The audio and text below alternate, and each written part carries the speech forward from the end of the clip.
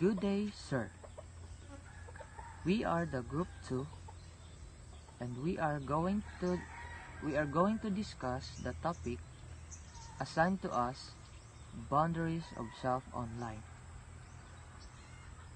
Before we start, let me properly introduce myself. I am Ian Rodrigo Tigalientes and I am going to discuss why are boundaries online necessary.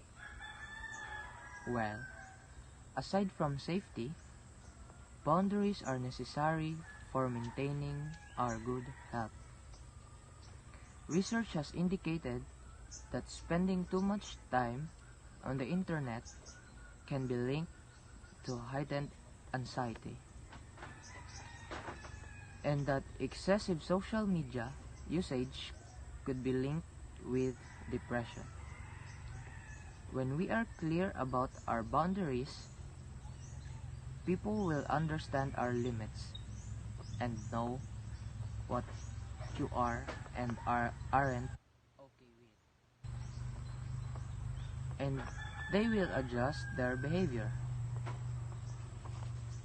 Boundaries are necessary components for self-care. Without boundaries, we can feel depleted, taken advantage of, taken for granted, or intruded upon. Whether it's in work, or in social media, or in our personal relationship. Poor boundaries may lead to resentment, hurt, anger, and burnout. Boundaries help us take care of ourselves by giving permission to say no to things, to not take everything on. Boundaries draw a clear line around what is okay for us and what is not. While some behaviors clearly crosses the line for almost anyone, we all have different comfort levels when it comes to everything, from intimacy and privacy to lateness. When someone behaves in a way that doesn't feel okay to us, that crosses our line, we need to take care of ourselves by letting them know and make that line clearer.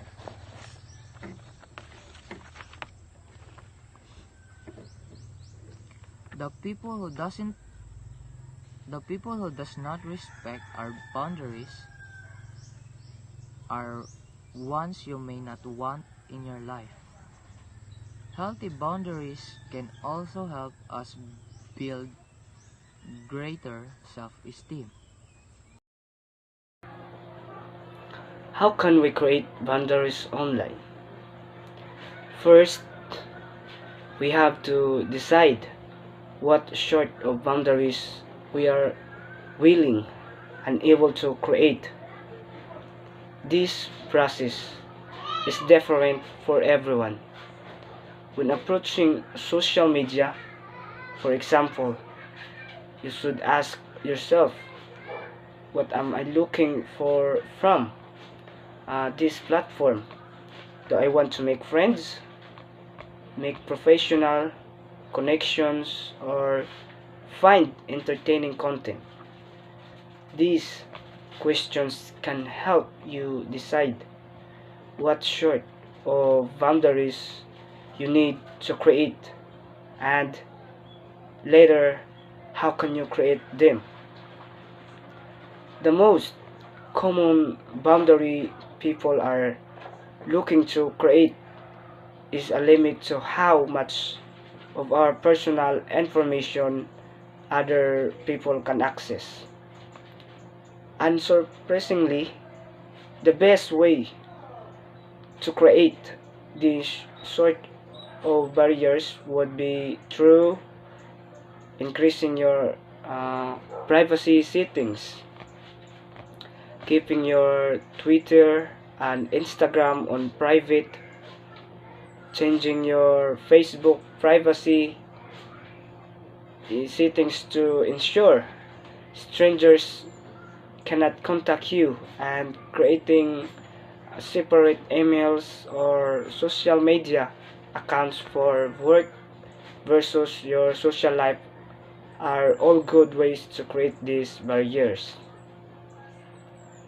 But privacy settings can help create the emotional boundaries many people find are necessary, like the need we all feel to respond to messages right away, or to check the notification as soon as it appears on our screens.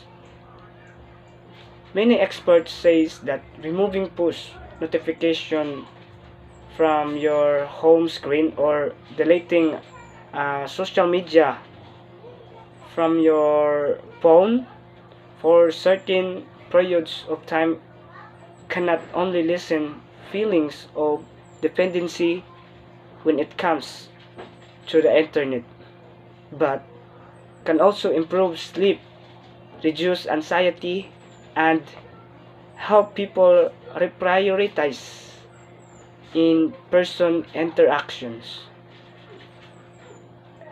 People often talk to me about a sense of obligation that they feel in online.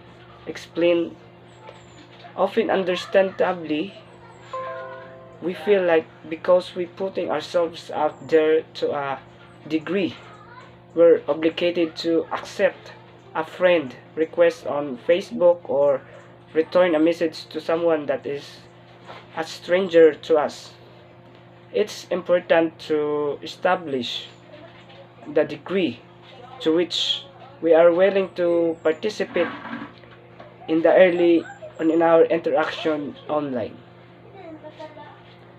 Of course, creating these sorts of boundaries can be more difficult for some than for others. Many people use social media not just for fun, but for their job.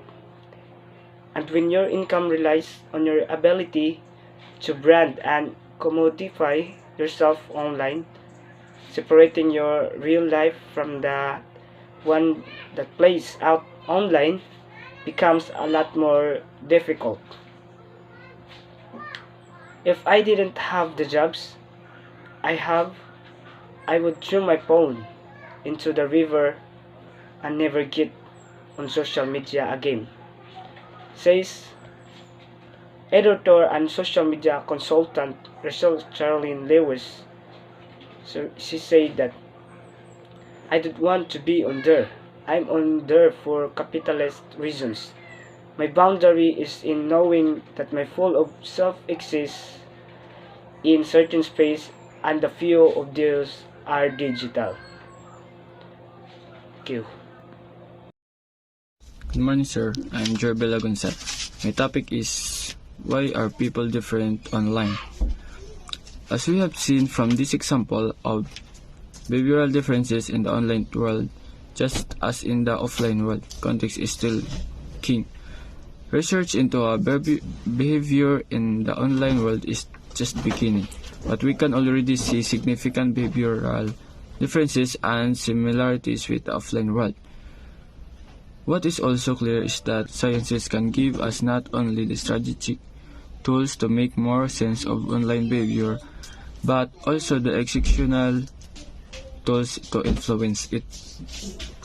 The behavioral architects are working with many leading companies from around the world, applying frameworks and concepts from the behavioral sciences to develop and optimize online journeys, and at the same time building on this exciting and evolving knowledge based about online behavior.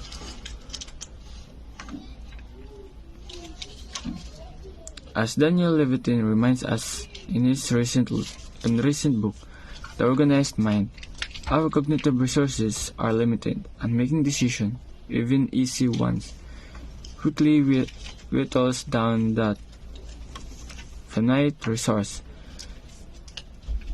It is thought our brain are configured to make a certain number of decisions per day, and once we reach that limit, we can make any more, regardless of how important they are.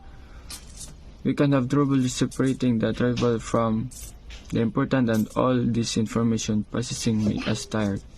Well, for a very long time, it was thought that the anonymity that comes with being online encourages us to act on all sorts of unsavory impulses or just try out different personalities that we would be too ashamed of in the real world. But even on Facebook, where you have been use your real name, people still behave differently than they do offline.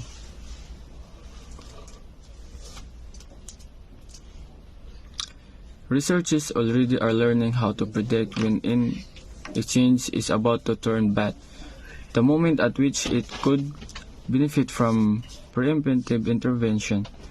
You might think that there's a monitory of sociopaths online, which we call trolls, who are doing all this harm. One experiment found that the level of racist abuse tweeted at black users could be dramatically slashed by using bot accounts with white profile images to respond to racist tweeters. A typically both response to a racist tweet would be, "Hey man, just remember that there are real people who are hurt when you harass them with that kind of language." Simply cultivating a little empathy in such tweeters reduced their racist tweets almost to zero for weeks afterwards.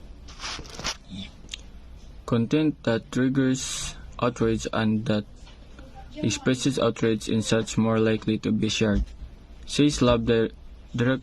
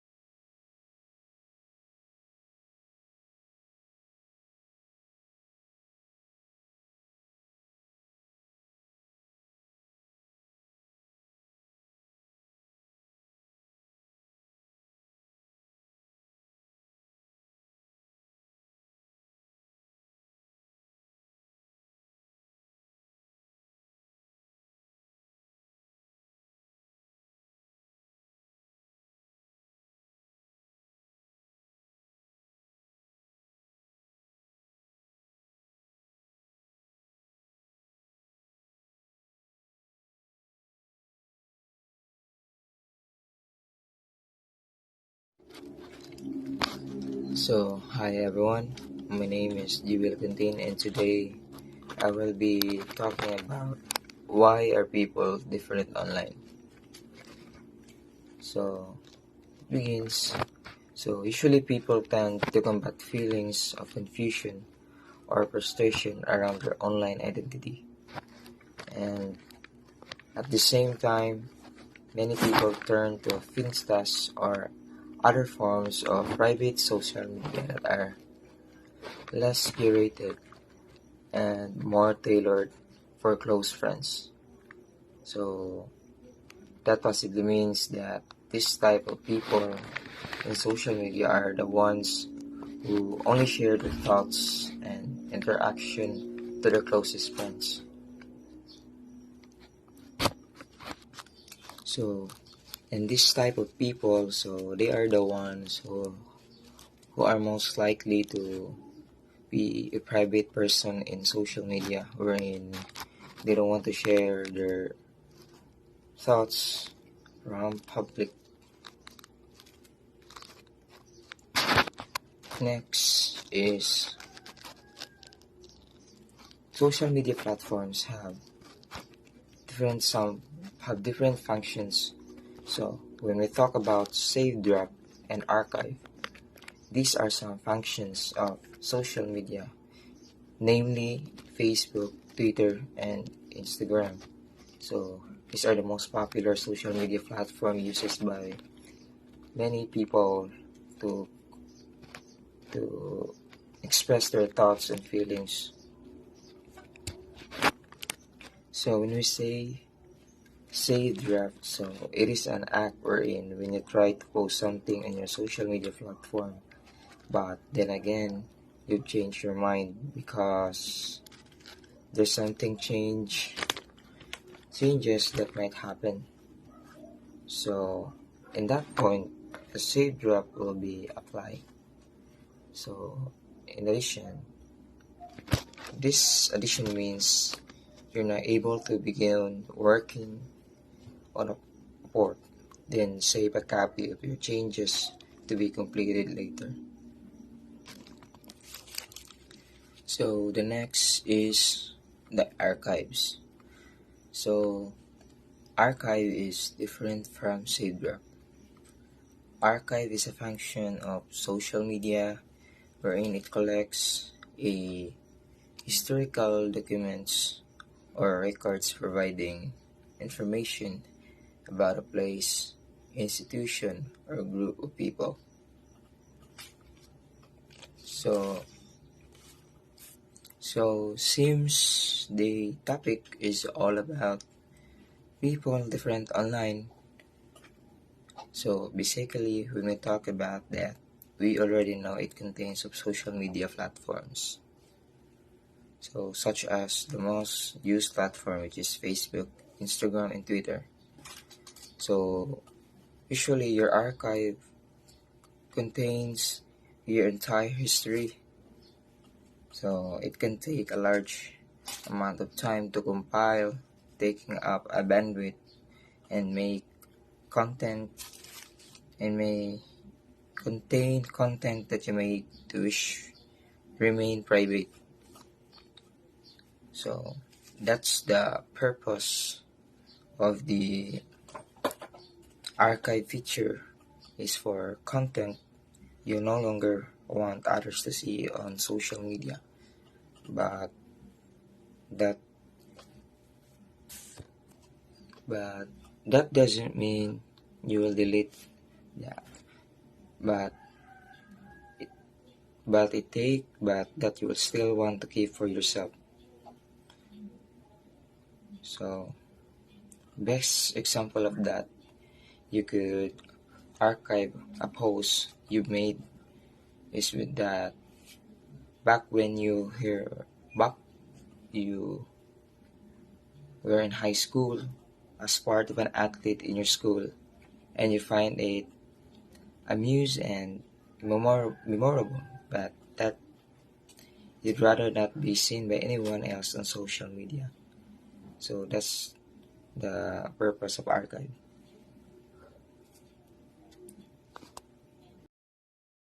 So my name is Ronel Jairo Carion, and the question is, how can we use the internet safely while keeping our sense of self?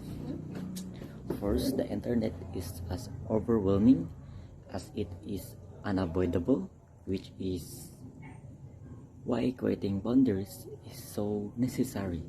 It's also important to practice self-care while online, which can be done in a number of ways. I personally practice self-care by intentionally following accounts that bring me joy rather stress out of. And I love Lala Lopez on Instagram and Dr. Tema on Twitter. And limiting your timeline online, as well as checking push notification less often or not allowing notification to show up on your home screen, can also make social media less stressful. According to a study published earlier in this year in the journal Computers in Human Behavior. It's impractical to judge others or ourselves by the mask that we put on while online. Licensed clinical social worker and CEO of Refresh Psychotherapy, Clay Disma emphasized the importance of limiting of our time online. Have personal time blackout to check your personal social media. She suggested we should all be able to pick and choose the time we can respond to those emails or DMs or answer those phone calls as important and it is to have boundaries for our safety. We also want to have a mental boundary if those mental boundaries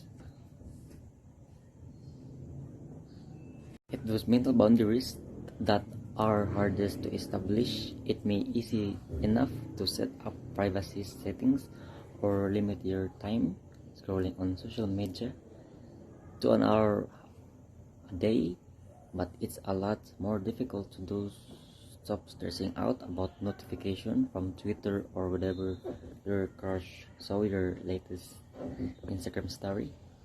To establish these mental boundaries, we must be a lot more intentional with the way we approach the internet and remember that it's impractical to judge others or ourselves by the mask we put on while online. And I wish people will be kinder online, says Lewis. I think we put a lot of pressure on ourselves to maintain this massive online personnel as if we don't have 500 things happening in our real lives that the internet doesn't need to know about, like to see more kindness and more boundaries and more respect of our boundaries. If someone doesn't follow you back or doesn't DM you back immediately or doesn't like all of your tweets, that's okay. We're all just a people. When you make your home secure and you lock the door, when you prevent your bike from being stolen, you use a bike lock. When you want to protect your valuable possession, you keep them safe. But what to do to protect your identity online? We put together a comprehensive internet safety guide full of cybersecurity tips as best practice to help keep you safe online. Looking for information about a specific online safety topic, you on the prevent section. And parents, this section is for you. If you have children of any age, you need a strategy for how to keep your kids safe online or self. And the internet can be a great tool for learning and entertainment, but children, you should only look at the age of the image, videos, and information. Parental controls and content filters are a great place to start. Search engines have safe search features of filtering objectionable content, and there are even special search engines for kids. Cell phones also have parental control options of apps to help parents keep safe while online. Unfortunately, some hackers and predators find ways to bypass filters and conserve efforts. Some content that appears to the design of for children may be hidden, disturbing, violent, or sexual content. When adopt cautions, watch videos before children are allowed to watch them, and be wary of games with built-in chat functions. Encourage your children to avoid talking to strangers online, and make sure they are aware of online dangers. There is no need to be paranoid.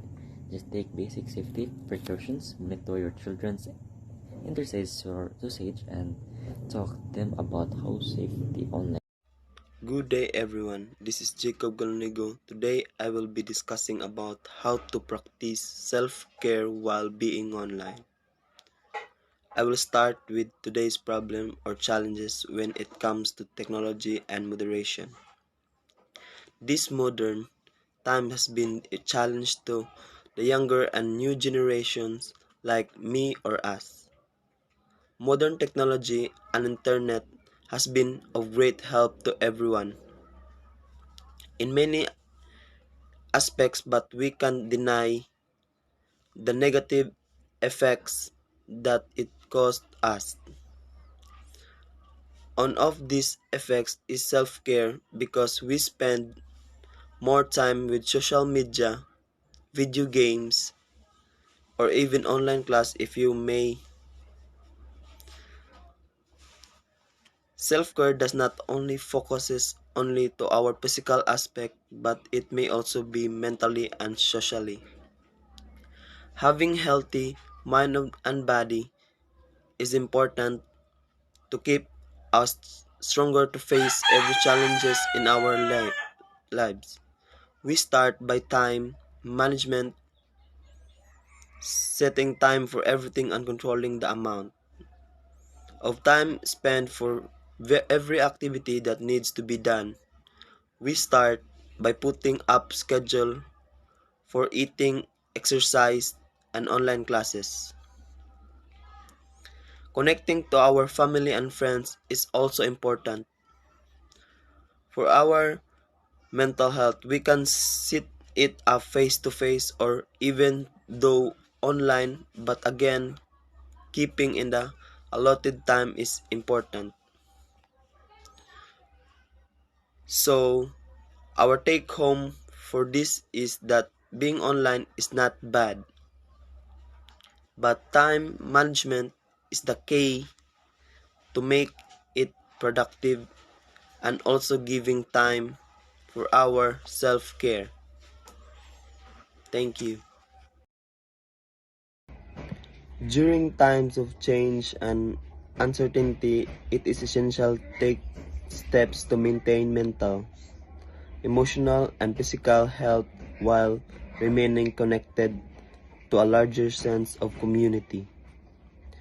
Maintaining your physical health is a crucial factor, keeping your mind healthy to eating a well-balanced and nutritious diet can boost your immune system, lowering the effects stress on the body. Incorporating exercise with a healthy diet will also help improve your mood by producing endorphins.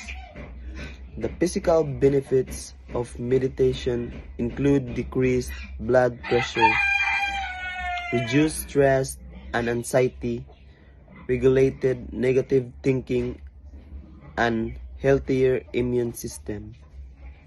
Meditation also helps your practice mindfulness of develop relaxation and techniques. At some point, you may feel sad, disheartened, or even hopeless at a time or heightened stress and anxiety. It's common to develop burnout or to experience an emotional breakdown. Give yourself permission to feel these emotions fully, to release any pain, and help see the sun through the clouds once again. Although it doesn't seem like it will be very beneficial, deep breathing techniques are proven to reduce anxiety and relieve stress. Taking develop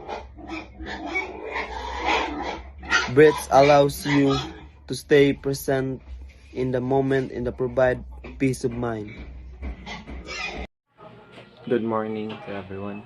So I will be tackling about the topic, how can we keep ourselves safe while keeping our sense on self. So here are some critical steps of mine that could help protect ourselves online. So don't don't open mail from strangers. If you get phishing email with a malware attached, you don't have to download the attachment for it to damage your home network. That's because drive-by downloads can install malware on your hard drive without you even agreeing to download them. Number two, Number two, make sure your devices are up to date. If you don't have your security software, web browsers, and devices set to update automatically, turn on those automatic updates now. Updates often include critical fixes for any security holes that may have been detected in your programs or devices. 3. Use strong passwords. There are several ways to protect yourself from identity theft online, and using strong passwords is one of them. The best password is one that you can remember, but one that will be hard for the other people, even malicious programs that try every password combination under the sun to guess. 4. Use two-factor authentication. Two-factor authentication requires you to verify your identity after you've logged in using your username and password.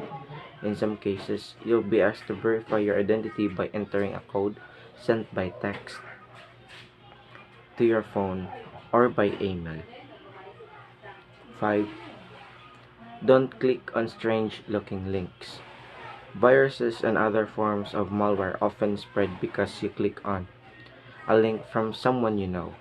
If you receive a link that looks strange, for instance, it may have typos in it, from a trusted friend or family member, contact them to ask if the link you've received was sent on purpose.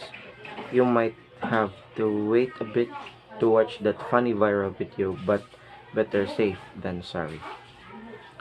6. Avoid using unsecured public Wi-Fi. If possible, try to avoid accessing unsecured public Wi-Fi on your devices. Using it can make you vulnerable to predatory practices. And if you must use it, avoid entering compromising information like social security number or financial information on any websites. Better yet, use a VPN or virtual private network to do your browsing when you're not at home. This will encrypt the data you send and receive, making it much harder to intercept. 7. Back up your data regularly. If you become a victim of malware such as ransomware, you might not be able to get your data back. That is unless you've backed up your data. When you back up your data, you can make certain kinds of security breaches less problematic. If a hacker encrypts your data and demands a ransom to unencrypt it, it's not going to be that big of a deal if you backed it up a week ago. 8. Be smart with financial information. Be mindful of where you enter information like your credit card number online before you purchase anything on a website. Ensure that the website URL starts with HTTPS. The S at the end is critical because it indicates that your connection is encrypted. Don't purchase anything from a website that doesn't have this also. 9. Educate your family. You can be taking all the precautions in your home security network, but if your family and other people using your network aren't doing their part to keep everything secure, your efforts might not be enough. And 10. Lastly, avoid sharing personal information. It's easy to get comfortable with sharing a little too much personal information online, but you may be surprised at how much damage cyber criminals can do with just a little bit of information. So guys, I think this is all. Thank you. Tips for setting boundaries online. First, give yourself permission. Many people think that they don't deserve to set boundaries in the first place. We think we should automatically accept anyone who wants to befriend us on Facebook or go out of our way to help a colleague with recommendation on LinkedIn. Give yourself the permission to set boundaries and say no. Second, consider your purpose. According to Gionta, what helps when setting boundaries is thinking ahead about how you'd like to use social media. Ask yourself, what purpose does social media serve for me? Third, set boundaries surrounding time. Let's face it, sites like Facebook can become a black hole sucking your time into its abyss if you let them. It's easy to feel powerless especially if you're using social media sites professionally and want to build a supportive circle. The internet is like a moving target, and with that comes the expectation that we need to respond to people's comments right away, return email within a day or even hours, and stay plugged in so we're continuously in the know. Fourth, taking things slow. Relationships on the internet move fast, and we're not just talking romantic relationships, but interactions of all kinds. When you're chatting away on your computer in the comfort of home, particularly with like-minded people, it feels like you know them intimately, but take your time. It takes about 6 to 9 months to get to know someone's character, Gionta said. Since people usually want to present themselves in a positive light, as Chris Rock famously joked, when you meet someone for the first time, you don't meet them, you meet their representative. It takes time to see their true personality. That's when you see red flags or inconsistencies in their character. Fifth, ask for clarifications. Without verbal cues, it's easy to misinterpret a person's message online. If you're iffy about someone's comments, simply respond and ask for clarification. You could say, "It's my understanding that is what you meant. Is this correct?" Or, "Is this what you meant when you said that?" 6. Be honest about your feelings.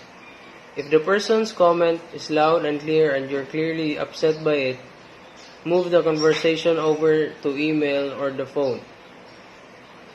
If they say something inappropriate or hurtful, let them know how you felt about it. Sometimes people just don't realize that they're crossing your boundaries.